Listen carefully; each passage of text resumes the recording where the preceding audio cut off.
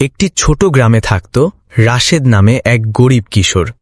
তার বাবা ছিলেন দিনমজুর আর মা মানুষের বাড়িতে কাজ করতেন।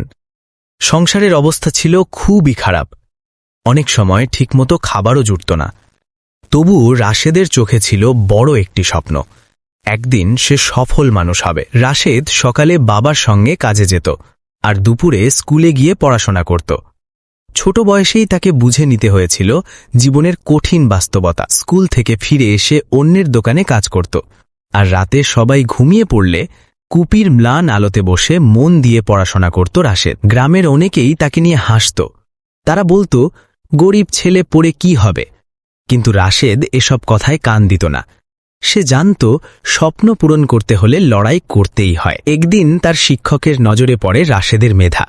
শিক্ষক তাকে পড়াশোনায় সাহায্য করতে শুরু করেন। এই সহানুভূতি বদলে দেয় রাশেদের জীবনের পথ। রাশেদ মন দিয়ে পড়াশোনা করে পরীক্ষায় ভালো ফল করে। পরে সে বৃত্তি পেয়ে শহরে পড়াশোনার সুযোগ পায়।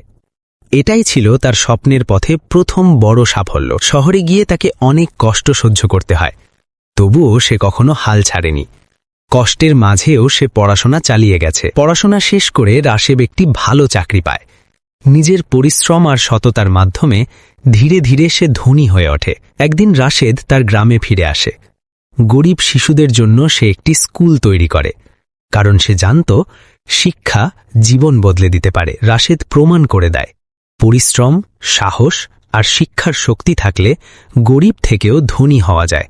স্বপ্ন কখনো ছোট হয় না, মানুষ ছোট হয়। হ্যালো বন্ধুরা, ভিডিওটি ভালো লাগলে ভিডিওটিতে একটি লাইক করে চ্যানেলটিকে সাবস্ক্রাইব করুন।